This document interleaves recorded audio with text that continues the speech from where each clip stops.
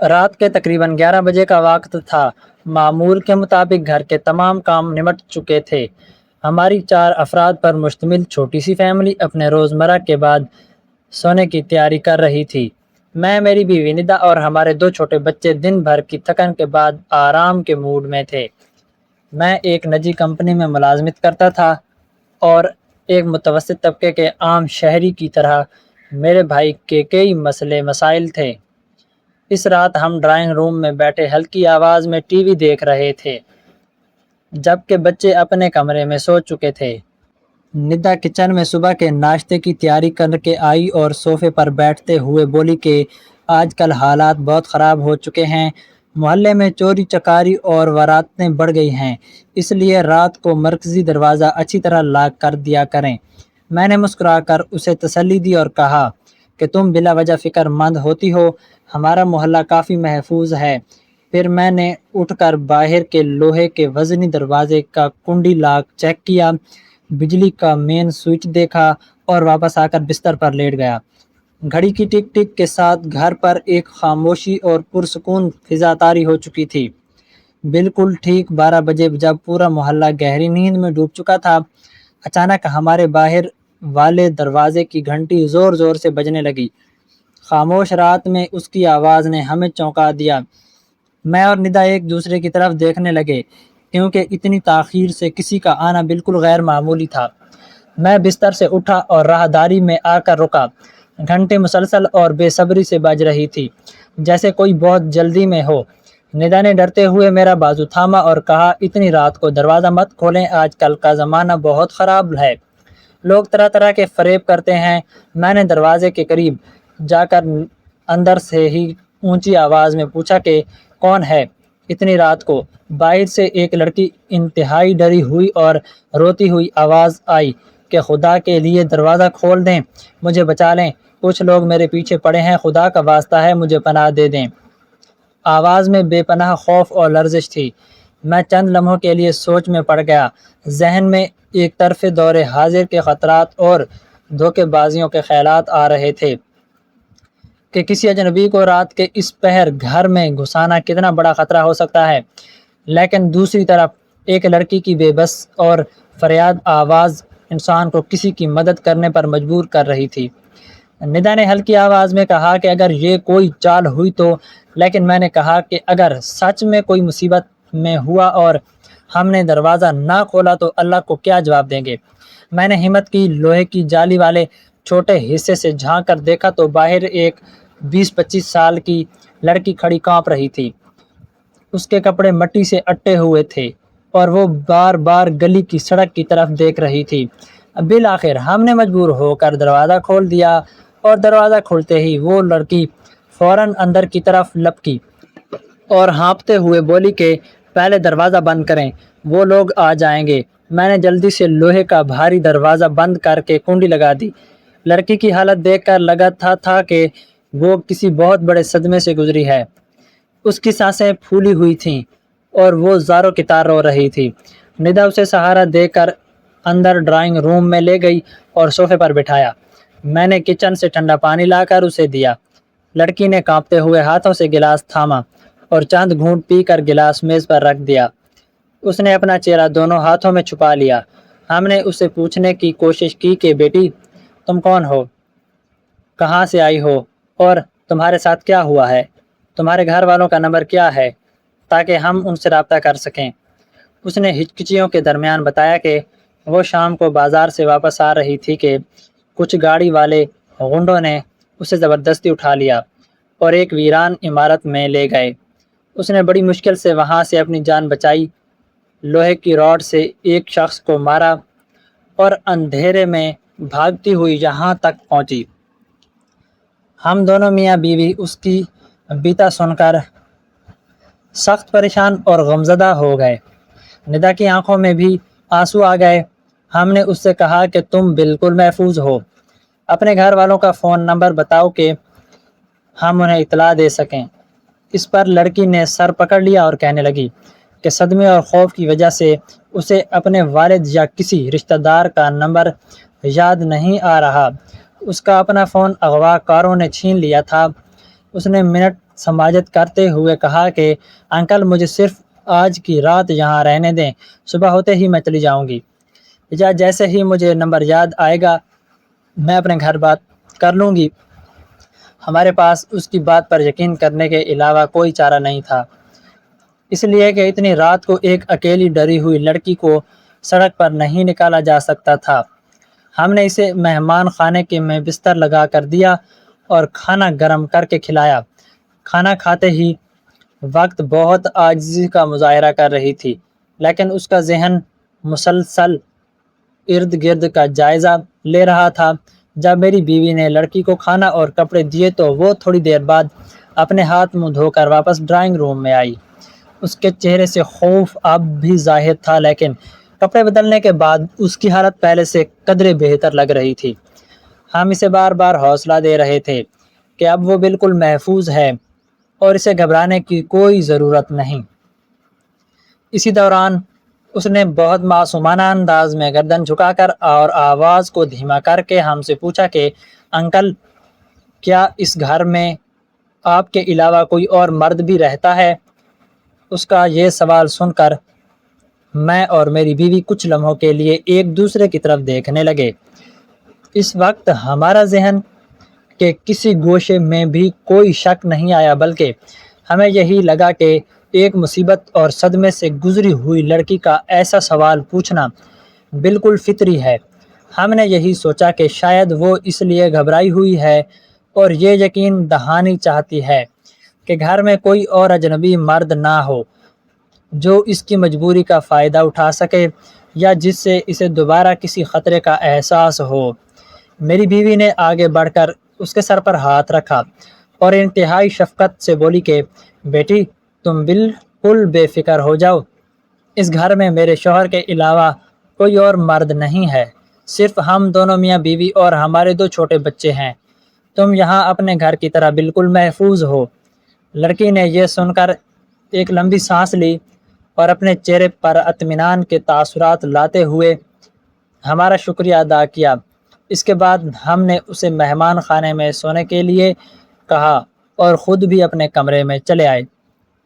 رات کے 2 بج چکے تھے، لیکن ذہنی تناؤ کی وجہ سے میری آنکھوں سے نیند غائب تھی۔ میں بستر پر لیٹا ہوا بار بار اس واقعے کے بارے میں سوچ رہا تھا۔ رات کا سناٹا اب مزید گہرا ہو چکا تھا اور گھر میں مکمل خاموشی تھی۔ اچانک مجھے ایسا لگا جیسے ہمارے کمرے کے باہر راہداری میں کوئی ہلکی سی آہٹ ہوئی ہے۔ یوں محسوس ہوا جیسے کوئی بالکل دھیمے قدموں سے فرش پر چل رہا ہو۔ میں بستر پر اٹھ کر بیٹھ گیا اور کان لگا کر آواز سننے کی کوشش کی۔ چند لمحوں کے لیے خاموشی چھا گئی، لیکن پھر مجھے یوں لگا جیسے ہمارے کمرے کے نیم دروازے کے پاس سے کوئی سایہ گزرا ہو اور کسی نے اندر جھانکنے کی کوشش کی ہو۔ میرے جھرجھری سی آ گئی اور جسم میں ایک عجیب سی سنسنی دوڑ گئی۔ میں نے سوچا شاید یہ میرا محض وہم ہے، کیونکہ میں خود بھی رات کے واقعے کے وجہ سے کافی پریشان تھا۔ اسی اثناء میں میری بیوی ندا کی بھی آنکھ کھل گئی۔ اس نے مجھے بستر پر بٹھا دیا دیکھ کر پریشانی سے پوچھا کہ کیا ہوا، آپ ابھی تک سوئے نہیں؟ میں نے دھیمی آواز میں اس سے کہا کہ مجھے ایسا لگا جیسے باہر راہداری میں کوئی چل رہا ہے یا دروازے کے پاس کوئی سایہ ہے، جیسے کوئی ہماری جاسوسی کر رہا ہو۔ ندا یہ سن کر مزید خوف زدہ ہو گئی اور اس نے میرا بازو مضبوطی سے پکڑ لیا۔ اس نے ڈری ہوئی آواز میں کہا کہ سچ کہوں تو مجھے بھی 1-2 بار ایسا ہی محسوس ہوا جیسے کوئی خاموشی سے چل رہا ہو۔ میرا دل بہت گھبرا رہا تھا، مجھے اب بھی عجیب سا ڈر لگ رہا تھا۔ کیا ہم نے رات کو اس طرح ایک بالکل اجنبی لڑکی کو اپنے گھر میں پناہ دے کر کوئی غلطی تو نہیں کر دی؟ آج کل کا زمانہ بہت خراب ہے، اگر اس کے پیچھے کوئی خطرناک لوگ ہوئے یا اس کہانی میں کوئی اور چکر ہوا تو ہم کیا کریں گے؟ میں نے ندا کی بات سن کر اسے تسلی دینے کی کوشش کی کہ تم بلا وجہ زیادہ سوچ رہی ہو۔ وہ ڈری ہوئی لڑکی بس کمرے میں بے چین ہو کر ٹہل رہی تھی۔ ہمیں ایک بے سہارا کی مدد کر کے اب اس طرح کے شک و شبہات دل میں نہیں لانے چاہیے۔ میں نے ندا کو سلانے کی کوشش کی اور خود بھی سو گیا۔ صبح کے تقریباً 6 بجے میری آنکھ کھلی۔ رات بھر کے واقعے کی وجہ سے ذہن پر ایک بوجھ سا تھا، اس لیے فوراً اٹھا تاکہ جا کر دیکھوں کہ لڑکی جاگ گئی ہے یا نہیں۔ میں نے ڈرائنگ روم کا رخ کیا تو وہ بالکل خالی تھا، بستر ویسے ہی بچھا ہوا تھا اور لڑکی وہاں موجود نہیں تھی۔ میں نے سوچا شاید وہ واش روم گئی ہوگی یا کچن میں ندا کے پاس ہوگی۔ اتنے میں ندا اپنے کمرے سے باہر آئی اور اس نے بھی تعجب سے پوچھا کہ وہ لڑکی کہاں گئی۔ ہمیں لگا کہ شاید وہ صبح سویرے بغیر بتائے نکل گئی ہے۔ میں نے کہا کہ مجھے باہر جا کر دیکھنا چاہیے کہ مرکزی دروازہ کھلا ہے یا بند۔ جیسے ہی میں راہداری سے ہوتا ہوا مرکزی لوہے کے دروازے کے پاس پہنچا اور میں نے اندرونی لاک کھول کر مرکزی دروازہ توڑا، سرکایا باہر کا منظر دیکھ کر میرے ہوش اڑ گئے۔ دروازے کے بالکل باہر 3 سے 4 مسلح اور ہٹے کٹے افراد کھڑے تھے اور ان کے ساتھ وہی لڑکی بھی مسکراتی ہوئی کھڑی تھی۔ اس سے پہلے کہ میں کچھ سمجھ پاتا یا دروازہ دوبارہ بند کرنے کی کوشش کرتا، ان آلات سے لیس مردوں نے دروازے کو زوردار دھکا دیا اور مجھے اندر گرا دیا۔ وہ تمام مسلح افراد تلاشی لیتے ہوئے فوراً گھر کے اندر داخل ہو گئے اور اندر سے دروازہ لاک کر دیا۔ میں سخت صدمے اور خوف کی حالت میں زمین پر پڑا تھا۔ جب وہ لڑکی جس کے چہرے پر رات والا خوف اور معصومیت نام کو بھی نہیں لاتی تھی، ایک شاطرانہ مسکراہٹ کے ساتھ اندر آئی۔ اس کے ہاتھ میں ایک چھوٹا سا خفیہ موبائل فون تھا جو اس نے رات کو اپنے کپڑوں میں چھپا رکھا تھا۔ اس نے اپنے ساتھیوں سے کہا کہ گھر میں صرف یہی 2 میاں بیوی اور ان کے بچے ہیں، باقی کوئی نہیں ہے۔ سب کچھ ڈرائنگ روم اور اوپر والے کمروں کے سیف میں موجود ہے۔ تب جا کر مجھ پر یہ خوفناک حقیقت کھلی کہ یہ کوئی مظلوم لڑکی نہیں تھی بلکہ ایک پیشہ وارڈ کوکنگ کا حصہ تھی جو رات کو بے سہارا اور ڈری ہوئی عورت کا ڈرامہ رچا کر شریف لوگوں کے گھروں میں پناہ لیتی تھی اور اندر کی تمام معلومات، مالی حالت اور گھر کے افراد کی تعداد دے کر اپنے ساتھیوں کو لوکیشن اور اشارہ بھیج دیتی تھی۔ ان مسلح ڈاکوؤں نے مجھے اور میری بیوی کو پسٹل کی نوک پر غمال بنا لیا۔ بچوں کی چیخو پکار سن کر بری طرح رو رہی تھی، لیکن ان بے رحم لٹیروں کے چہروں پر ذرا بھی ترس نہیں تھا۔ انہوں نے ہمارے ہاتھ اور منہ کپڑے سے باندھ دیے اور گھر کی الماریاں، سیف اور دروازے کھنگالنا شروع کر دیں۔ وہ لڑکی خود ان کے زیورات کا ڈبہ اور نقد رقم تلاش کرنے کی رہنمائی کر رہی تھی۔ انہوں نے کچھ ہی دیر میں ہماری زندگی بھر کی جمع پونجی، میری بیوی کے تمام سونے کے زیورات، گھر میں موجود نقد رقم اور تمام مہنگے موبائل فونز اور قیمتی اشیاء ایک بڑے بیگ میں بھر لیں۔ جاتے جاتے انہوں نے ہمیں ایک کمرے میں بند کر دیا اور باہر سے کنڈی لگا کر فرار ہو گئے۔ کئی گھنٹوں کی جدوجہد کے بعد جب میں نے کسی طرح اپنے ہاتھ کھولے اور کمرے کا دروازہ توڑ کر باہر نکلا تو پورا گھر بکھر ہوا تھا اور ہماری محنت کی کمائی لٹ چکی تھی۔ ہم نے فوراً پڑوسیوں کی مدد سے پولیس کو اطلاع دی اور ان کی آمد پر تمام تفصیلات درج کروائیں۔ پولیس افسر نے بتایا کہ یہ ایک انتہائی شاطر اور منظم گینگ ہے جو اجنبی اور ہمدرد لوگوں کی انسانیت کا فائدہ اٹھا کر انہیں لوٹتا ہے، اور اس شہر میں اس طرح کی کئی وراتیں پہلے بھی ہو چکی ہیں۔